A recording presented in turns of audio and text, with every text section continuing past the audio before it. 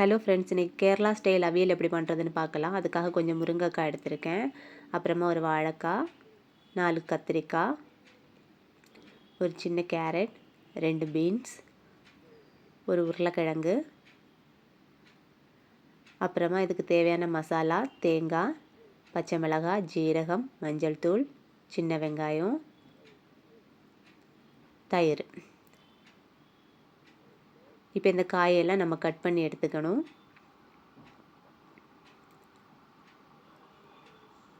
First முருங்கைக்காவை இந்த மாதிரி 2ஆக cut பண்ணி வச்சுக்கோங்க.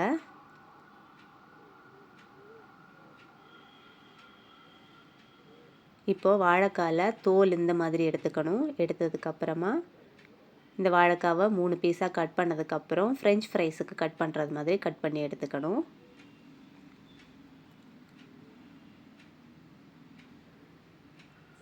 சின்ன வாழைக்காய்னா 2 பீஸ் போட்டால் கூட போதும். போட்டுட்டு இந்த மாதிரி ஃப்ரெஞ்ச் ஃப்ரைஸ் கட் பண்ணுறது மாதிரி கட் பண்ணிக்கோங்க. கட் பண்ணி தண்ணியில் உப்பு போட்டு அந்த தண்ணியில் நீங்கள் இந்த வாழைக்காவை போட்டுக்கோங்க. இல்லாட்டி வாழைக்காய் கருத்து போயிடும்.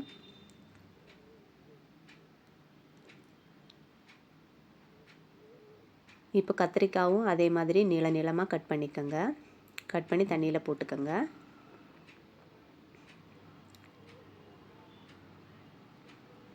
நெக்ஸ்ட்டு பீன்ஸ் கட் பண்ணிக்கிறேன். பீன்ஸை இப்படி 2ஆக கீறி நீட்டாக கட் பண்ணிக்கோங்க.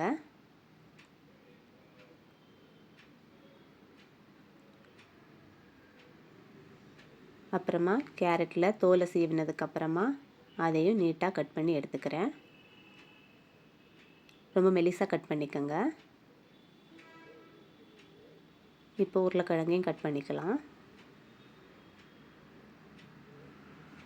ஸோ அவியலுக்கு நீங்கள் என்ன காய் போட்டிங்கன்னாலும் இந்த மாதிரி நீளமாக தான் கட் பண்ணி எடுத்துக்கணும். இப்போ இதெல்லாம் நான் தண்ணியில் போட்டிருக்கேன். இப்போ இதுக்கு தேவையான மசாலாவை அரைச்சி எடுத்துகிட்டு வந்துக்கலாம். தண்ணி ஊற்றாமல் இந்த மாதிரி குறைப்பாக அரைச்சி எடுத்துக்கோங்க. இப்போது பேன் அடுப்பில் வச்சு நம்ம கட் பண்ணி வச்சுருக்கிற காய் இதில் போட்டுக்கணும். போட்டதுக்கப்புறமா கொஞ்சமாக தண்ணி ஊற்றி தேவைக்கு உப்பும் சேர்த்து இதை வேக விட்டுருங்க.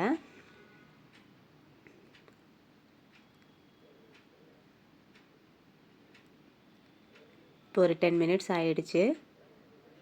காயெல்லாம் வெந்திருக்கு. இப்போ நம்ம அரைச்சி வச்சுருக்கிற மசாலாவை இது மேலே போட்டுக்கலாம். போட்டு இதை மூடி போட்டு வேக விட்டுருங்க. அப்போ இந்த மசாலாவோட பச்சை வாசனை எல்லாம் போயிடும். ஒரு 5 மினிட்ஸ் அப்படியே இருக்கட்டும். இப்போ ஓப்பன் பண்ணி பார்க்குறேன். தண்ணி கொஞ்சம் இருக்குது. இந்த தண்ணி வற்றுறது வரைக்கும் நீங்கள் இதை வேக விட்டுக்கணும்.